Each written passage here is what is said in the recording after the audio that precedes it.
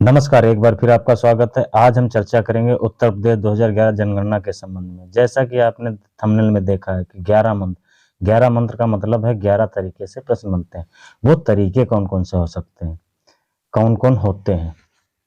अगर ये तरीके देखा जाए तो तरीके होते हैं, पहला अगर देखा जाए तो जनगणना का इतिहास इतिहास इतिहास और दूसरा देखा जाए तो संविधान संविधान से संबंध संविधान से संबंध और तीसरा अगर देखा जाए तो तीसरा हो गया साक्षरता साक्षरता चौथा हो गया लिंगानुपात लिंगानुपात पांचवा देखा जाए तो जनसंख्या घनत्व और छठा अगर देखा जाए अनुसूचित जाति और सातवां देखा जाए अनुसूचित जनजाति, आठवां देखा जाए तो इस्लाम आबादी और नौवां देखा जाए धार्मिक जनगणना और 10वां देखा जाए तो वो जनसंख्या में स्थान या भारत में स्थान और 11वां हो जाएगा अनुसूचित जनजाति। चलो प्रश्न के माध्यम से समझने की कोशिश करते हैं। पहला प्रश्न देखते हैं। पहला प्रश्न क्या कह रहा है? भारत देश में पहली बार जनगणना किस वर्ष हुई? 1875, 1872, 1881 या 1854? तो इस समय जब ये पहली बार भारत देश में जनगणना हुई थी तो उस समय एक वायसराय था जिसका नाम वायसराय था। जैसे इस समय प्रधानमंत्री होते हैं वैसे ही उस समय नाम था वायसराय, तो उसका नाम था मेयो या लॉर्ड मेयो कहते हैं। लॉर्ड का मतलब होता है वहां पे कुछ मंत्री जैसे होते हैं ब्रिटेन में, तो वहां पे कुछ पद्धति है कि या वहां पे कुछ भी है व्यवस्था तो वो लॉर्ड लगाते हैं। अगला प्रश्न देखते हैं। भारत में वैज्ञानिक पद्धति से जनगणना भारत के वायसराय लॉर्ड रिपन ने किस वर्ष कराई? अच्छा, इसके बाद पहली बार तो जनगणना 1872 में हो गई, लेकिन वैज्ञानिक पद्धति इसको ये भी कहते हैं कि इसके बाद जब इन्होंने करवाया है जनगणना रिपन ने, तो इसके बाद प्रत्येक 10 वर्ष के बाद प्रत्येक 10 वर्ष बाद 10 वर्ष में जनगणना चलती रही होती रही है, क्योंकि प्रत्येक 10 वर्ष में जैसे 19 ये हुआ था 1881 में, तो उसके बाद 1891 या उसके बाद 1901, ऐसे होते 10 साल बाद ये प्रश्न बनता है कि जनगणना भारत में कितने वर्षों के बीच अंतराल में होती है? तो ये 10 वर्षों के अंतराल में ये हुई थी, यहाँ से स्टार्ट हो गई थी 1881। अगला प्रश्न देखते हैं। अगला प्रश्न है आजादी के बाद किस वर्ष पहली जनगणना कराई गई? अच्छा, भारत देश 1947 में आजाद हो गया। 1947 में आजाद हो गया, लेकिन हमने बताया था कि 10 वर्ष बाद हो रही थी, तो 1991 पहली बार जनगणना हुई। उसके बाद प्रश्न देखते हैं। 2011 में जनगणना किस क्रम की जनगणना थी? अगर देखा जाए तो क्रम के हिसाब से पहली, दूसरी, तीसरी, चौथी है, तो ये 14वीं जनगणना थी, 14वीं। अगर 2021 की बात करें तो ये 15वीं जनगणना, ये 15वीं और ये इसके पहले ली 14वीं। अगला प्रश्न देखते हैं। अच्छा, जब जनगणना कराई जाती है तो उसका एक कोई ना कोई थीम वाक्य या ध्येय वाक्य, हिंदी में ध्येय वाक्य कहते हैं, इंग्लिश में थीम। तो ये थीम वाक्य क्या था या ध्येय वाक्य क्या था? तो उसमें था मेरी जनगणना मेरा भविष्य, ये वाला सही, पहला वाला विकल्प सही है। अगला प्रश्न देखते हैं। अगला प्रश्न है 2011 जनगणना के आयुक्त थे। अच्छा, जब जनगणना कराई जाती है तो एक आयुक्त बनाए जाते हैं, जनगणना आयुक्त जिन्हें कहते हैं, तो वो थे चंद्रमौली जी, ये चंद्रमौली जी थे। अगला प्रश्न देखते हैं। अच्छा, दूसरा जो 11 मंत्र हमने बताए थे, तो ये पहला इतिहास से संबंधित हो गया। दूसरा वाला देखो जनगणना के संबंध से जुड़े तथ्य, तो इसमें पहला क्या है? पहला तथ्य क्या है, जन प्रश्न देखिए, पहला प्रश्न जनसंख्या किस सूची का विषय है। अगर जो लोग सूची ना समझते हैं तो सूची का मतलब ये है कि संविधान में संविधान के भाग के अनुसूची अनुसूची 7 में लिखा है या इसे कहते हैं अनुसूची 7 में कहा गया है या लिखा गया। लिखना हमें तो अच्छा लगता है कि लिखा गया, अब आपको जैसा लगे वैसा समझो। कि उसमें बात ये होती है कि क्षेत्रों के आधार पर कानून या तो राज्य सरकार बनाती है, या जैसे मान लीजिए माना जाए अगर ये होगा केंद्र हो गया, ये होगा राज्य, और ये राज्य प्लस केंद्र दोनों हो गए। अगर कोई विषय जैसे मान लो स्वास्थ्य है तो इस पर कानून कौन बनाएगा। स्वास्थ्य के क्षेत्र में राज्य भी बना देता है और केंद्र भी बना देता है। तो जब ये दोनों मिलकर बनाएंगे तो इसे कहते हैं समवर्ती। हिंदी शब्द है समवर्ती। अच्छा, केवल कुछ विषयों पर जैसे ऐसे ही विषय कुछ अलग हैं तो उनके लिए राज्य अलग बनाता है। जैसे केंद्र है, जैसे परमाणु से संबंधित है परमाणु, विदेश से संबंधित है विदेश नीति से संबंध कोई कानून बनाना है तो केंद्र बनाएगा, और जो शेष बचते हैं वो राज्य बनाएगा। तो ये जनगणना जनसंख्या किस सूची का विषय है, तो ये समवर्ती सूची का विषय है। अगला प्रश्न देखते हैं। अगला प्रश्न है जनगणना किस सूची का विषय। अच्छा, जनगणना देखो, वो जनसंख्या अलग चीज होगी, जनगणना कराई जाती है क्योंकि लोगों को गिना जाता है, लोगों को गिनना। तो इसके लिए कानून बनाना कौन बनाता है। कानून बनाने का मतलब है कैसे क्या होगा, क्या करना चाहिए, क्या क्या शामिल करना चाहिए। तो ये जनगणना जो है ये केवल केंद्र सरकार सूची का विषय है, केंद्र सरकार इसके लिए कानून बनाती है। अगला देखते हैं। अगला है जब ये जनगणना केंद्र सरकार का केंद्र या संघ का विषय है तो उसके लिए मंत्रालय कौन सा होगा, कौन मंत्रालय जिम्मेदार है, इसके लिए गृह मंत्रालय जिम्मेदार होता है, गृह मंत्रालय। अगला प्रश्न देखते हैं। अगला प्रश्न क्या है, अगला प्रश्न है उत्तर प्रदेश राज्य की कुल जनसंख्या कितनी है।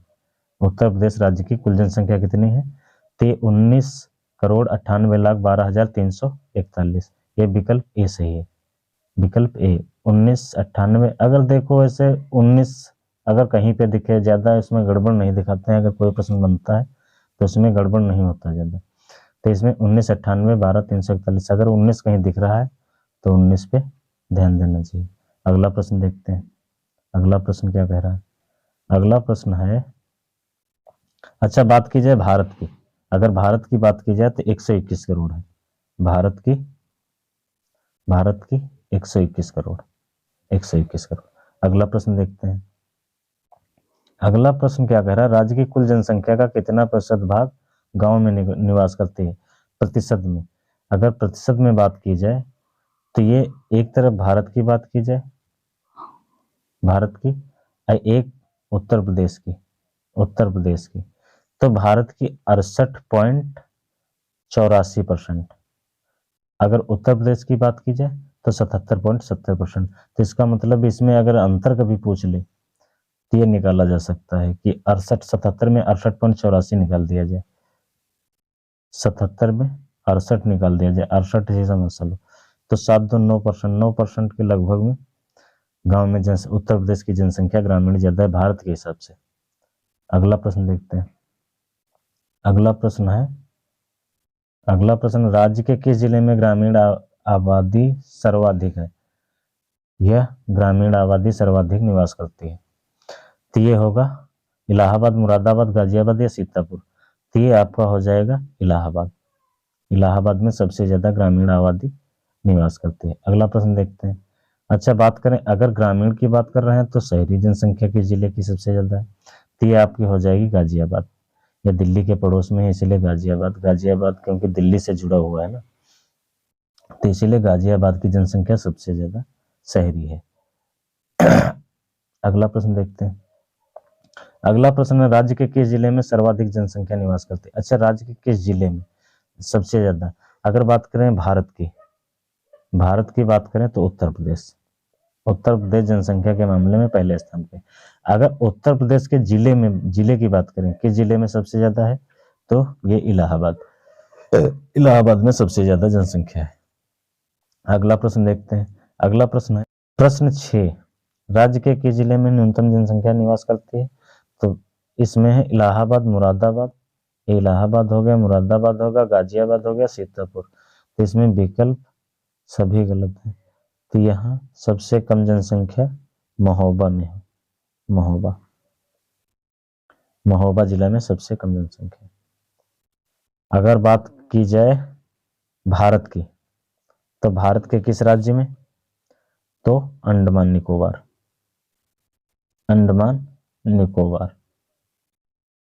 निकोबार द्वीप समूह। घनत्व की बात की जाए तो पहले जनसंख्या घनत्व के विषय में जानकारी होना चाहिए। अगर हालांकि बहुत लोगों को जानकारी है, अगर जिनको नहीं जानकारी है उनके लिए बताना चाहूंगा। जैसे आप लोग वर्ग निकालते हैं, अगर वर्ग निकालते हैं, इतना क्षेत्र है, क्षेत्रफल जैसे निकालना आपने, वर्ग का क्षेत्रफल, तो ऐसे ही होता है। एक अगर मान के चलो 1 किलोमीटर इधर, 1 किलोमीटर ए, 1 किलोमीटर ए, 1 किलोमीटर ए, 1 किलोमीटर ए, चारों क्षेत्र को अगर एक मतलब 1-1 किलोमीटर करके बनाया जाए, तो इस क्षेत्र के अंदर, इस वाले क्षेत्र के अंदर कितने लोग रहते हैं? तो इसका मतलब होगा 1 किलोमीटर स्क्वायर क्षेत्रफल में, 1 किलोमीटर स्क्वायर क्षेत्रफल में, जैसे क्षेत्रफल निकाला जाता है, क्षेत्रफल 1 किलोमीटर स्क्वायर क्षेत्रफल में कितने लोग रहते हैं, तो इसे कहते हैं जनसंख्या घनत्व। तो इसमें अगर बात की जाए भारत की तो 943 है, 943। अगर बात की जाए उत्तर प्रदेश की तो 829, 829 और 943, ये होगा भारत का, ये हो गया उत्तर प्रदेश का। अगला प्रश्न देखते हैं। अगला प्रश्न है, राज्य के किस जिले का जनसंख्या घनत्व सर्वाधिक है? अच्छा, बात करें जब भारत के राज्यों की, भारत के राज्य की, तो राज्य में सबसे ज्यादा जनसंख्या घनत्व बिहार का है। और अगर जिले की बात करें उत्तर प्रदेश के, तो ये हो जाएगा गाजियाबाद, क्योंकि दिल्ली से सटा हुआ जिला है, तो वहां पे जनसंख्या घनत्व ज्यादा होगा ही। अगला प्रश्न देखते हैं। अगला प्रश्न है, राज्य में किस जिले का जनसंख्या घनत्व कम है? अगर कम, राज्य के किस जिले का जनसंख्या घनत्व न्यूनतम है? इलाहाबाद, मुरादाबाद, गाजियाबाद या ललितपुर? तो ये हो जाएगा आपका ललितपुर। अगला प्रश्न देखते हैं। अगला प्रश्न है, प्रश्न क्या, ये हो गया आपका साक्षरता दर। राज्य की कुल साक्षरता कितनी है 2011 जनगणना के अनुसार? अगर बात की जाए भारत की, तो भारत की बात की जाए तो भारत की कुल औसत जनसंख्या साक्षरता दर कितनी है? तो ये है 73%। कहीं कहीं पे 74 पॉइंट, कहीं कहीं पे 73.04%। हालांकि मोटा मोटा हमने बता दिया 73%। अगर बात करें उत्तर प्रदेश की, तो उत्तर प्रदेश की 67.70 है। अगला प्रश्न देखते हैं। अगला प्रश्न है, अगर उसमें अब साक्षरता दर का मतलब अगर ना कोई समझता हो तो उसके लिए बताता चलूं कि साक्षरता दर का मतलब 1000 व्यक्ति हैं, तो 1000 व्यक्तियों में कितने लोग पढ़े लिखे हैं? तो कितने लोग हैं, मतलब भाई इसमें अगर 67.70 है, तो ये होगा, अगर अगर व्यक्तियों को तो काटा नहीं जा सकता है, तो मान के चलिए 670 लोग इसमें पढ़े लिखे हैं, 670 लोग। और शेष कितने बच गए? 670, 700, 330, 330 अनपढ़ है। इसका एक आधार बनाया गया है। आधार है कि जैसे मान लो कि वो हस्ताक्षर कर लेता हो। अगर कोई व्यक्ति स्वयं के हस्ताक्षर, हाथ से लिख अपना नाम लिख लेता हूँ। हस्ताक्षर का मतलब यही, हाथ से अपना नाम लिखना, अपना नाम लिखना। यदि कोई व्यक्ति अपना हाथ से नाम लिख लेता है तो वो साक्षर माना जाएगा। यही आधार बनाया गया है। तो प्रश्न क्या कह रहा था, राज्य की पुरुष साक्षरता कितनी है? तो पुरुष साक्षर आज जब बात हुई तो उसमें 670 लोग, 670 साक्षर थे। अब बात कीजिए 670 में कितने पुरुष पढ़े लिखे हैं और कितनी महिलाएं। तो ये 670 का 77.20%। अगर इसमें 77, इसमें कुछ अपन अपना निकाल ले कैसा क्या होगा। वैसे इसमें काटा पीटी तो बहुत होगी। 67.67 गुणे 07, यही लगभग निकलेगा। तो ऐसे निकले तो इतने व्यक्ति पढ़े लिखे होंगे, तो प्रतिशत में 77.20 होते हैं। अगला प्रश्न देखते हैं। अगर यदि बात की जाए भारत की पुरुष साक्षरता की, यदि भारत की बात की जाए, भारत के पुरुष साक्षरता दर 80.9 है, 80.9। तो इसमें अंतर कितना है देखो, 77.20 और ये 80.9, लगभग में 3% का अंतर है। प्रश्न बन सकता है 3% वाला, क्योंकि भारत और देश के बीच में अंतर बनाया जा सकता है।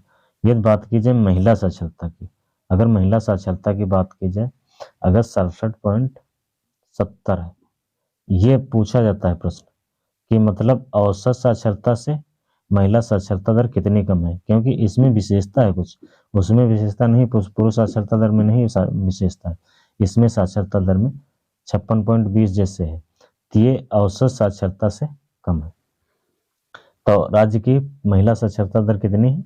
56.20। अगला प्रश्न देखते हैं। अच्छा, भारत की बात की जाए, यदि भारत की साक्षरता दर, भारत की महिला साक्षरता दर बात की जाए तो 64.7%। अगला प्रश्न देखते हैं। अगला प्रश्न है, सर्वाधिक साक्षर जिला कौन सा है? अगर सर्वाधिक साक्षर जिले की बात की जाए तो इसमें विकल्प में श्रावस्ती, लखनऊ, गाजियाबाद और गौतम बुद्ध नगर। तो इसमें गौतम बुद्ध नगर सबसे ज्यादा पढ़ा लिखा है। यदि बात की जाए भारत की, भारत के राज्य की, भारत के राज्य की बात की जाए तो उसमें केरल में सबसे लोग ज्यादा पढ़े लिखे। अगला प्रश्न देखते हैं। यदि बात की जाए न्यूनतम साक्षरता जिले की, उत्तर प्रदेश के न्यूनतम साक्षरता जिला, तो हो जाएगा श्रावस्ती। यदि बात की जाए भारत की, तो भारत का आपके लिए छोड़ रहा हूं, याद नहीं आ रहा है, आपके लिए छोड़ रहा हूं, तो ये हो जाएगा आपका न्यूनतम साक्षरता वाला, ये श्रावस्ती। अगला प्रश्न देखते हैं। लिंगानुपात, राज्य का औसत लिंगानुपात कितना है? यदि बात की जाए भारत का लिंगानुपात, बात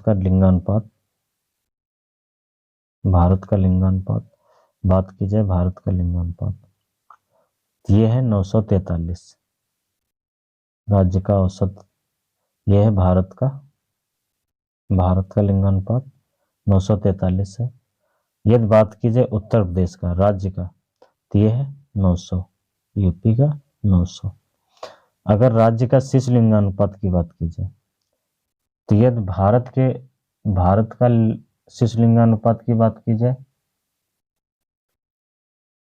राज्य के शिशु लिंगानुपात की बात की जाए तो ये हो जाएगा 902। राज्य का शिशु लिंगानुपात 902। अगला प्रश्न देखते हैं। किस जिले का लिंगानुपात सर्वाधिक है? तो लिंगानुपात सर्वाधिक है, श्रावस्ती है, लखनऊ है, जौनपुर है या गौतम बुद्ध नगर, तो ये हो जाएगा जौनपुर। अगला प्रश्न देखते हैं। किस जिले का लिंगानुपात न्यूनतम है? श्रावस्ती, लखनऊ, जौनपुर या गौतम बुद्ध नगर? यह गौतम बुद्ध नगर का लिंगानुपात सबसे कम है। अगला प्रश्न देखते हैं। किस जिले का शिशु लिंगानुपात सर्वाधिक है, तो ये आपका हो जाएगा बागपत। ये बागपत वाला सही हो जाएगा। अच्छा, वो लिंगानुपात सबसे ज्यादा किसका है? जौनपुर का, लेकिन शीर्ष लिंगानुपात ये बागपत का। अगला प्रश्न देखते हैं, किस जिले शीर्ष लिंगानुपात न्यूनतम है? किस जिले का सबसे लिंगानुपात कम है? शीर्ष लिंगानुपात ये हो जाएगा आपका बलरामपुर। अगला प्रश्न देखते हैं। अगला प्रश्न है, प्रदेश की कुल जनसंख्या का कितने प्रतिशत अनुसूचित जाति है? तो अनुसूचित जाति की बात करें तो अनुसूचित जातियां हैं 20.7%।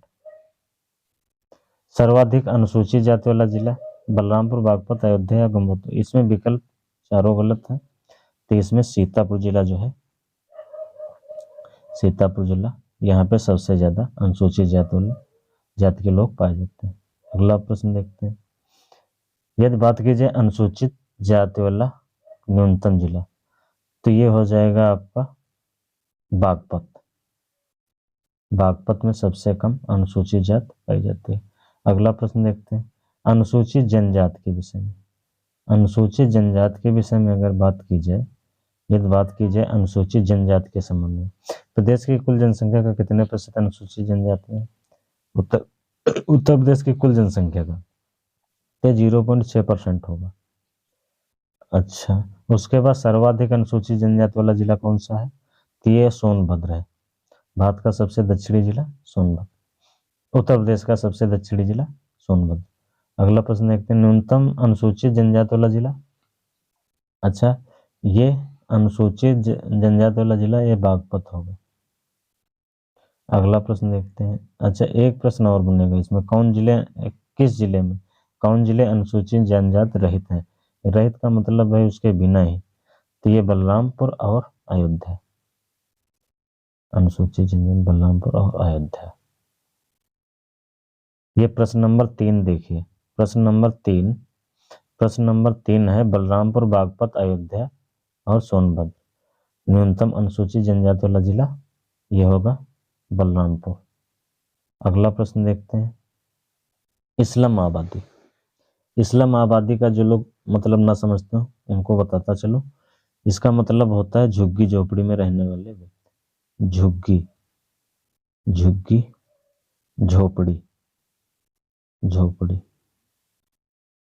झोपड़ी में रहने वाले व्यक्ति।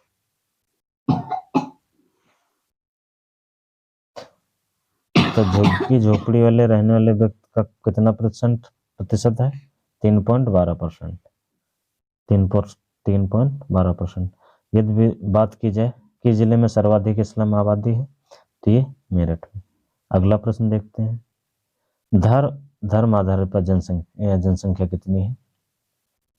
अल्पसंख्यक, इसमें बात की गई है अल्पसंख्यक की जनसंख्या कितनी है, तो ये 20.27% है। अगर जो भी प्रश्न बचे हैं तो शायद में 2, 4, 6 बचे होंगे, इसके बाद नहीं बचे हैं। इतने ही काफी हैं वीडियो एग्जाम के लिए, इससे बाहर कुछ नहीं पूछा जाएगा। अगर कुछ बचे भी होंगे तो दूसरी वीडियो जब बनेगी तो उसमें पूरा करा दिया जाएगा। धन्यवाद। कम से कम चैनल को सब्सक्राइब तो कर लिया करो।